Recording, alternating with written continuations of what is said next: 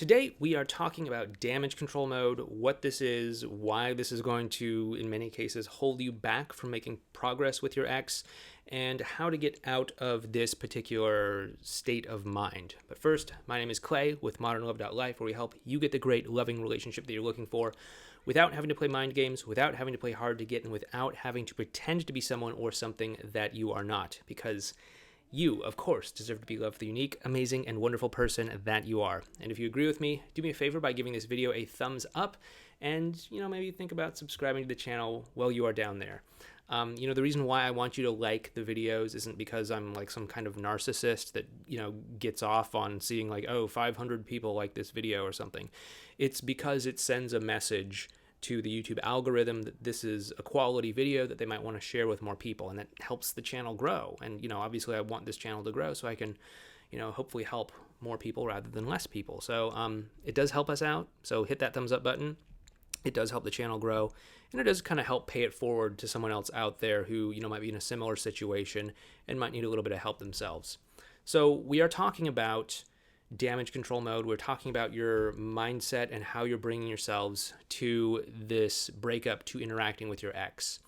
If you do want to learn more about how to improve how you are bringing yourself and interacting with your ex, we do have a course called the Compatibility Code. I don't talk about it very much, but it does help you with a lot more of these deeper emotional issues, okay? So check it out down in the description box below if you're interested. If not, no worries. Okay, so damage control mode. This is that panicked state of mind that people often find themselves in after a breakup. It causes you to do a lot of things that you probably already know are not going to help you out too much, like calling a bunch of times, texting way too much, begging, pleading, promising, swearing up and down that things are going to be different, grand romantic gestures, all sorts of things like that. These are very common damage control mode types of behaviors. Other things might be, like hacking into your ex's email account or checking their phone or, things like that, right? Not an exhaustive list by any stretch.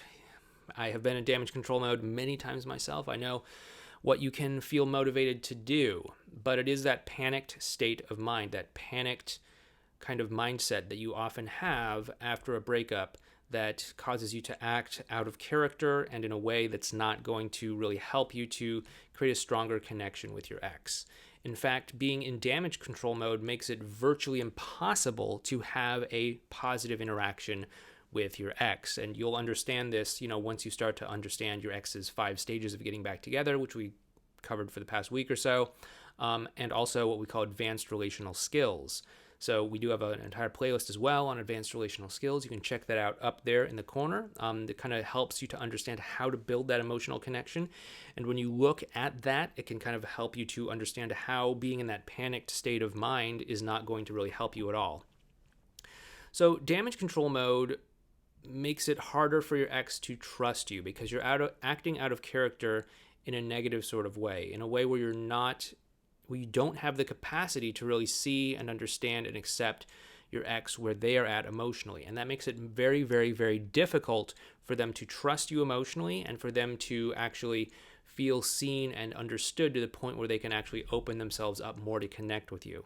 And so that's why it's very, very important that you get out of that damage control state of mind. Now, a lot of breakup coaches and what I would call no contact coaches, because that's all they ever tell you to do is to do no contact.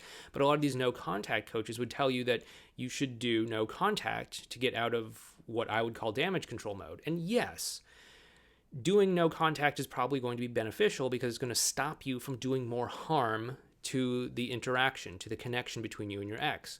Obviously, if the two of you texting way too much or begging and pleading is pushing the two of you apart, not doing all of that stuff is going to stop you from doing further damage.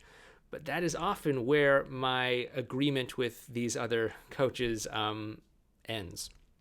You see, there is a time and place for no contact, for sure, but it's not just a matter of not doing damage. Just like they say, it's not a matter of playing not to lose. you have to do more than just play not to lose. You have to actually play to win. And what is it going to take to actually win and get back together with your ex? It's having good interactions that bring the two of you closer together and cause the two of you to build up a strong emotional connection to the point where they can see a future with you and they want to step into that future and they feel excited about that future. That's not going to happen by just not doing harm and just not contacting them, obviously. Okay, so damage control mode, that is where I would recommend that you really start to consider doing what we'd call active no contact instead of passive no contact. Active no contact involves you being an active participant in this so that you are the key factor in changing the way that the two of you interact with one another, so that when you do get back in contact with them or when you do interact with them, you create that positive dynamic that's going to pull the relationship forward and cause the two of you to connect in a deeper sort of way. So how do you do this, right? You're in this panic state, maybe. Maybe you just broke up, a few days ago or something. What do you do? Okay, so first of all, we want to understand why we get into this panic state in general.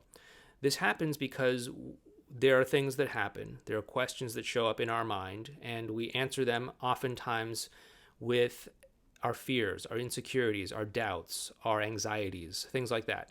So, maybe your ex hasn't texted you back in a normal amount of time, whatever that might be for them. Or maybe they said something like, hey, I don't think we should ever talk again, or I think we should just take a break, or something like that. And your mind starts to jump to these conclusions and starts to ask, like, what does this mean? Why didn't they text me back? Why do they want to take a break? And oftentimes this is where those fears and insecurities and anxieties jump in to answer that question. Well, they haven't texted you back because they don't care about you anymore. They haven't texted you back because they're moving on. They haven't texted you back because they've met someone else. And this causes us to panic, and this causes us to do things that we later on regret.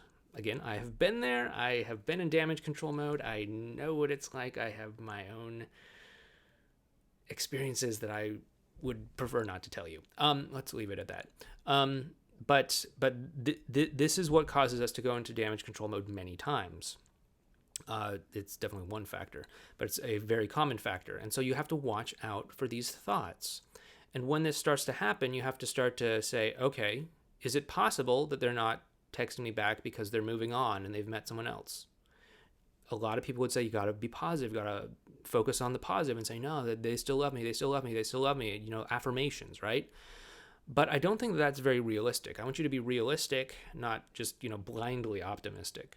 And it is definitely within the realm of possibility that they might have met someone else, that they might be trying to move on, that they might be upset at you still, or anything else, right? It's very possible. And so you can kind of go down that train of thought, but that's just going to cause you to panic.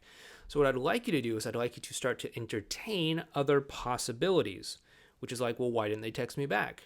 Well, maybe it's because they're thinking about how they want to reply and they want to give a thoughtful answer, and it's going to take them more than, an hour or something to be able to do that. That's one possibility.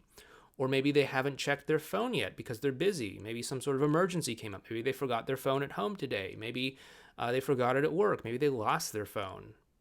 That's a possibility too.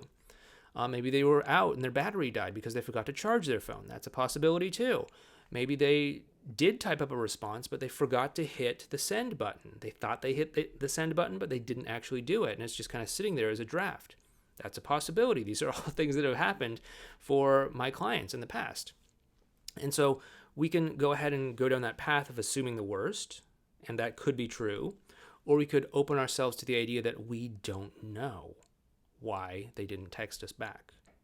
And the worst is a possibility, but we don't need to assume the worst. The best is a possibility, but we don't need to assume the best.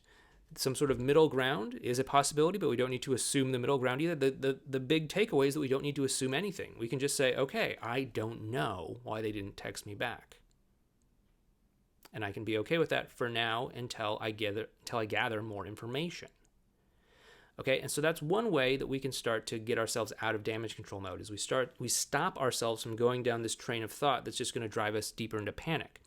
And as that happens, we start to calm ourselves down. Now, obviously, this is just one technique, and this is obviously something you have to do more than once. You can just do this once and say, okay, I'm out of damage control mode. I'm ready to have great interactions. But you have to do this on a regular basis to kind of rewire your thinking a little bit so that you don't get quite so panicked. And this is one strategy that we do teach inside of the compatibility code. If you want to learn more, we have the compatibility code course. You can check it out down below. But once again, I hope this helped you out. I hope this has explained why you want to get out of damage control mode. If you do like what we're doing here, help me out. Help this channel grow by hitting that thumbs up button. It's totally free. It takes only 1 moment of your time, and it does help us out. It really does. And yeah, feel free to subscribe to the channel as well. You may also want to check out this video series over here on those advanced relational skills, or you might want to check out this video series right over here. But anyway, this has been Clay. Thank you so much. Please take care, and I'll talk to you next time.